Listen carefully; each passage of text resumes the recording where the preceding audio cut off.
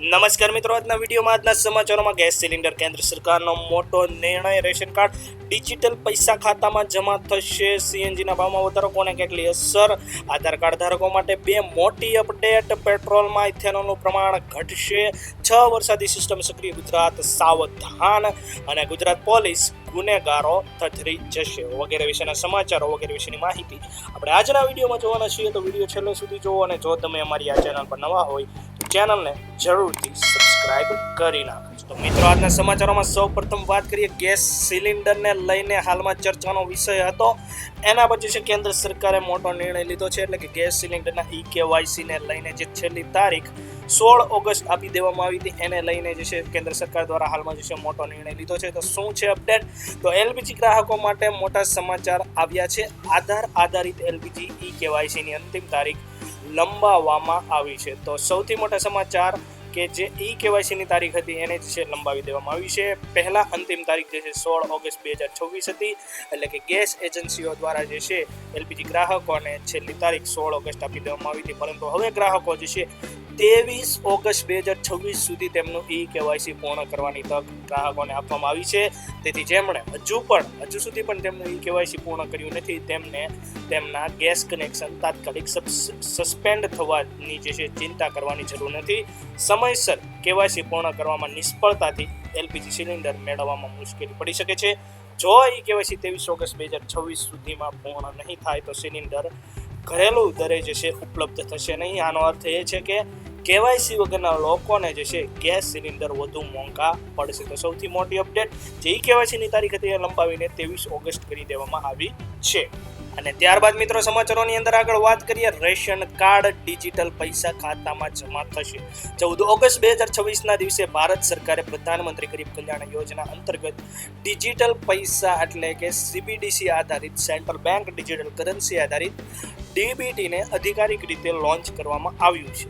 ગુજરાત, ચંડીગઢ અને દાદરા નગર હવેલીમાં પણ આના માટે પાયલોટ પ્રોજેક્ટ ચલાવવામાં આવ્યો હતો. એટલે કે હાલમાં તમે મિત્રો વાત કરીએ ગુજરાતની અંદર તો તમને છે પીએનબી ડિજિટલ બેંકમાં જે છે રજિસ્ટ્રેશન કરીને તમે જે અત્યારે ડિજિટલ કૂપન વાપરી રહ્યા છો, ગુજરાતમાં અમુક લોકોને વ્હાઇટ લિસ્ટ કરવામાં આવ્યા હતા. તો એ જ સિસ્ટમ બરોબર છે, જે આરબીઆઈની સીબીડીસી સિસ્ટમ છે એ જ સિસ્ટમ હાલ ગુજરાતમાં જે છે પાયલોટ પ્રોજેક્ટમાં છે, પરંતુ ચંદીગઢ અને દાદરા નગર હવેલીમાં આ સિસ્ટમને જે છે હવે 100% લાગુ કરવામાં આવી છે. તો ચંદીગઢ અને દાદરા નગર હવેલીના જે સમગ્ર રેશન કાર્ડ ધારકો છે એ આ સિસ્ટમને ઉપયોગ કરી શકશે. તો ત્યાં જે છે 100% લાગુ કરી દેવામાં આવી છે. અને ગુજરાતમાં પણ ટૂંક જ સમયમાં આ સિસ્ટમ જે છે લાગુ કરવામાં આવશે, એટલે કે સમગ્ર ગુજરાતમાં પણ 100% આ સિસ્ટમને લાગુ કરવામાં આવશે. હાલ પૂરતું જે છે અમુક લોકોને વ્હાઇટ લિસ્ટ કરવામાં આવ્યા છે ગુજરાતમાં.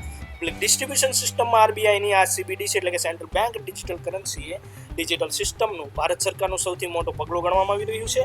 હાલ ચંદીગઢમાં લોન્ચ કરવામાં આવેલ આ ડિજિટલ કરન્સી વિશે શિવરાજસિંહ ચૌહાણ દ્વારા કહેવામાં આવ્યું હતું કે આ ડિજિટલ પૈસાનો ઉપયોગ માત્ર ઘઉં અને ચોખા જેવા અનાજ લેવા માટે રાશનની દુકાન પર જ કરી શકાશે. એટલે કે તમે એ જે ડિજિટલ કરન્સી આપવામાં આવશે એપ્લિકેશનની અંદર, એ તમે સ્કેન કરશો તો એ જે રેશનની શોપ હશે ત્યાં QR કોડ હશે, ત્યાં એ સ્કેન કરીને તમે એનો ઉપયોગ કરી શકશો.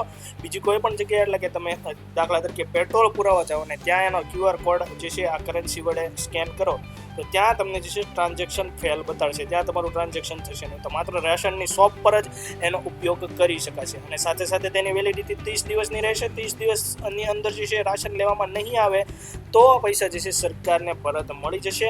હાલમાં જે છે ગુજરાતમાં પણ ઘણા લોકોને સીબીડીસી અંતર્ગત વ્હાઇટ લિસ્ટ કરવામાં આવ્યા છે, જે પીએનબી ડિજિટલ રૂપી એપ વડે લાભ મેળવી શકે છે, જેના માટે પીએનબી એટલે કે પંજાબ નેશનલ બેંકમાં ખાતું હોવું અનિવાર્ય નથી. ગુજરાતમાં હાલમાં આ સિસ્ટમ પાયલોટ પ્રોજેક્ટ અંતર્ગત છે, પરંતુ ટૂંક જ સમયમાં સમગ્ર રાજ્યમાં લાગુ કરવામાં આવશે. અને ત્યારબાદ મિત્રો આગળ વાત કરીએ તો સીએનજીના ભાવમાં વધારો, કોને કેટલી અસર. માત્ર એક જ મહિનામાં ટૂંકા સમયગાળાની અંદર જે છે ગુજરાત ગેસ કંપની દ્વારા જે છે સીએનજીના ભાવમાં તોતિંગ વધારો જીક્યો છે. મોંઘવારીના માર વચ્ચે વાહન ચાલકો પર બીજો ફટકો પડ્યો છે. રાજ્યમાં મોંઘવારીના આકરા પ્રહાર વચ્ચે ગુજરાત ગેસ કંપની દ્વારા જે સીએનજીના ભાવમાં ફરી એકવાર મોટો વધારો ઝીકવામાં આવ્યો છે. કંપનીએ ગ્રાહકોને મોટો ઝટકો આપતા સીએનજીના ભાવમાં પ્રતિ કિલો જે છે 3.75નો જે છે ટોપિંગ વધારો જાહેર કર્યો છે. આ નવા વધારા બાદ હવે ગ્રાહકોને સીએનજીનો ભાવ ₹88.76 પ્રતિ કિલો ચૂકવવો પડશે.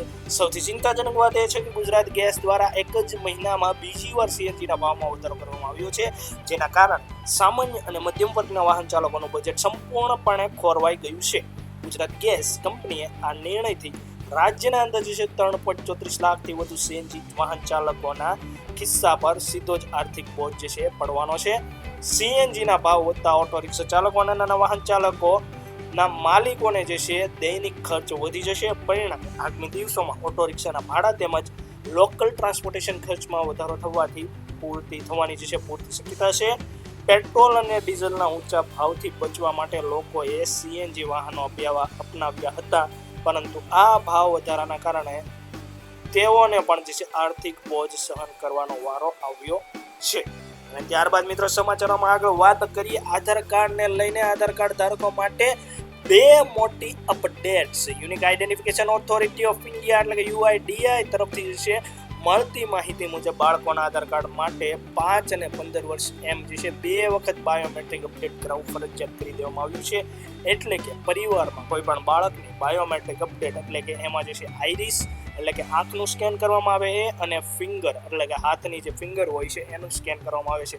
તો આ બંને બાયોમેટ્રિક જે સ્કેન હોય છે એ 5 વર્ષે જ્યારે બાળક 5 વર્ષનો થાય ત્યારે અને બાદમાં જે છે 15 વર્ષ પૂર્ણ થતાં બીજી વાર બાયોમેટ્રિક અપડેટ જે છે ફરજિયાત કરવું પડશે. એ પ્રકારની અપડેટ એ પ્રકારની માહિતી જે છે યુઆઈડીઆઈ દ્વારા આપવામાં આવી છે. આ બાયોમેટ્રિક અપડેટ કોઈ પણ જગ્યાએ એડમિશન, પરીક્ષા અને સ્કોલરશિપમાં વ્યક્તિની ઓળખની પુષ્ટિ માટે મદદરૂપ થશે. યુઆઈડીઆઈ તરફથી મળતી માહિતી મુજબ બાયોમેટ્રિક અપડેટ હાલ કોઈ પણ જે છે આધાર સેન્ટર પર જઈ ફ્રીમાં 30 સપ્ટેમ્બર સુધી કરાવી શકાશે. તો બીજી તરફ મિત્રો વાત કરીએ આધાર કાર્ડમાં મોબાઈલ નંબર અપડેટ કરવા માટે હવે કોઈ પણ આધાર સેન્ટર પર જવાની અને ત્યાં કલાકો સુધી રાહ જોવાની જરૂર નથી. આધાર એપ વડે તમે ઘરે બેઠા ફેસ ઓથેન્ટિકેશન વડે મોબાઈલ નંબર અપડેટ કરી શકશો. અને અહીંયા તમે ફોટો જોઈ શકો છો મિત્રો, જે અપડેટ આપવામાં આવી છે આધાર યુઆઈડીઆઈ દ્વારા મોબાઈલ નંબર અપડેટ માટેની. તો અહીંયા તમે જોઈ શકો છો પહેલાં જે છે અહીંયા તમે જોઈ શકો છો આધાર સેન્ટરની વિઝિટ કરવી પડતી હતી અને ત્યાં કલાકો સુધી વાટ જોવી પડતી હતી, રાહ જોવી પડતી હતી. અને અહીંયા હાલમાં જે છે આધાર એપ વડે કોઈ પણ જગ્યાએ કોઈ પણ સમયે જે છે તાત્કાલિક તમે જે છે ફેસ ઓથેન્ટિકેશન વડે તમે મોબાઈલ નંબર અપડેટ કરાવી શકો છો. તો આધાર કાર્ડ ધારકો માટે આ સૌથી મોટી બે અપડેટ્સ. ત્યારબાદ મિત્રો આગળ વાત કરીએ પેટ્રોલમાં ઇથેનોલનું પ્રમાણ ઘટશે.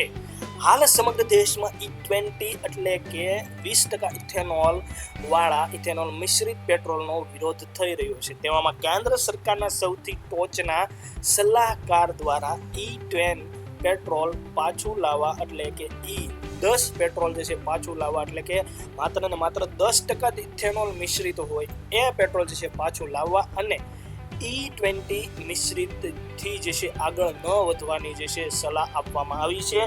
સરકારના આર્થિક સલાહકાર મુજબ જે છે E20 થી ગાડીઓને નુકસાન થઈ રહ્યું છે. E10 પેટ્રોલ લાવવામાં આવે, જો પેટ્રોલમાં 30% જે છે ઇથેનોલ મેળવવામાં આવશે તો ખાદ્ય સંકટ પણ આવી શકે છે. શેરડીમાંથી ઇથેનોલ બનવાના કારણે ખાંડ સહિતની બીજી વસ્તુઓના ભાવમાં પણ વધારો થઈ શકે છે. તો એવું જે છે આર્થિક સલાહકાર જે છે કેન્દ્ર સરકારના સૌથી મોટા આર્થિક સલાહકાર છે એણે જે છે હાલમાં જે છે જાહેરાત એવી કરી છે. તો બીજી તરફ જે છે સરકાર દ્વારા તો E85 સુધી એટલે કે પેટ્રોલની અંદર 85% સુધી જે છે ઇથેનોલ મેળવવાની પોલિસી જે છે લાવવાની વાતો ચાલી રહી છે. તો હવે આવનાર સમયમાં સરકાર દ્વારા આ સલાહને માનવામાં આવે છે કે નહીં તે જોવાનું રહે. અને ત્યારબાદ મિત્રો આગળ વાત કરીએ મોસમને લઈને. હવામાન લઈને 6 વરસાદી સિસ્ટમ સક્રિય, ગુજરાત સાવધાન. ગુજરાતમાં ચોમાસું ફરી એકવાર પૂરજોશમાં સક્રિય થયું છે. હવામાન વિભાગની લેટેસ્ટ આગાહી અનુસાર આગામી 4 દિવસ સુધી રાજ્યના વિવિધ વિસ્તારોમાં વાતાવરણ વરસાદી વાતાવરણ છે યથાવત રહેશે. એક સાથે 6 જેટલી વરસાદી સિસ્ટમો સક્રિય થવાના કારણે રાજ્યના મોટા ભાગના વિસ્તારોમાં હળવાથી મધ્યમ વરસાદની સંભાવના વ્યક્ત કરવામાં આવી છે. જ્યારે દક્ષિણ ગુજરાતના 4 જિલ્લાઓ માટે ભારે વરસાદનું એલર્ટ આપવામાં આવ્યું છે. હવામાન નિષ્ણાતોને વિભાગના એટલે કે હવામાન વિભાગના જે જણાવ્યા અનુસાર આ રાજ્યમાં એક સાથે 6 વરસાદી સિસ્ટમ સક્રિય થતી જોવા મળી રહી છે. આ સિસ્ટમોની અસરના કારણે આગામી 4 દિવસ સુધી સમગ્ર ગુજરાતમાં મેઘમહેર જોવા મળશે. રાજ્યના મોટાભાગના વિસ્તારમાં ગાજવીજ સાથે હળવાથી મધ્યમ વરસાદની ઝાપટા પડવાની શક્યતા છે. સક્રિય થયેલ મોસમની સિસ્ટમની સૌથી વધુ અસર દક્ષિણ ગુજરાતમાં જોવા મળશે. હવામાન વિભાગે તાપી, ડાંગ, નવસારી અને વલસાડ જિલ્લામાં ભારેથી અતિ ભારે વરસાદની સંભાવના વ્યક્ત કરી છે. અને મિત્રો, આજના વિડીયોમાં છેલ્લે વાત કરીએ, આજના સમાચારોમાં છેલ્લે વાત કરીએ, ગુજરાત પોલીસ ગુનેગારો થથરી જશે. ગુજરાત રાજ્યની કાયદો અને વ્યવસ્થાની પરિસ્થિતિને વધુ સક્ષમ, સચોટ અને સમયસર ત્વરિત પ્રતિસાદ આપનારી બનાવવામાં ઉદ્દેશ્ય સાથે ગુજરાત પોલીસ દ્વારા એક ઐતિહાસિક પહેલ કરવામાં આવી છે. રાજ્યમાં સુરક્ષા અને સજાગતાનું નવું મોડેલ પ્રસ્થાપિત કરવા માટે ગુજરાત પોલીસ ઇનોવેશન ચેલેન્જ 2026 અંતર્ગત દેશના સૌથી મોટા સીસીટીવી ઇન્ટિગ્રેશન અને આર્ટિફિશિયલ ઇન્ટેલિજન્સ એટલે કે AI આધારિત હેકેથોનનું જે છે જાહેરાતપૂર્વક આયોજન કરવામાં આવ્યું છે. રાજ્યના પોલીસ વડા એટલે કે DGP GS મલિકના પ્રત્યક્ષ માર્ગદર્શન હેઠળ શરૂ કરાયેલી આ યોજનાનો મુખ્ય ધ્યેય AI આધારિત એડવાન્સ વિડીયો એનાલિસિસ વિકસાવીને ગુજરાતને દેશનું સૌથી સુરક્ષિત રાજ્ય બનાવવાનો છે. ગુજરાત પોલીસ દ્વારા સ્પર્ધકો સામે કેટલીક જટિલ સિક્યોરિટી ચેલેન્જ મૂકવામાં આવી છે, જેના માટે AI અલ્ગોરિધમ તૈયાર કરવાના રહેશે, જેમાં real time alert system, automatic number plate recognition, vehicle tracking અને cross camera search, watch list matching. આ સ્પર્ધામાં શ્રેષ્ઠ અને સૌથી વ્યવહારુ AI સોલ્યુશન રજૂ કરનારી વિજેતા ટીમને કુલ જે છે 37 લાખના આકર્ષક રોકડ પુરસ્કાર આપવામાં આવશે.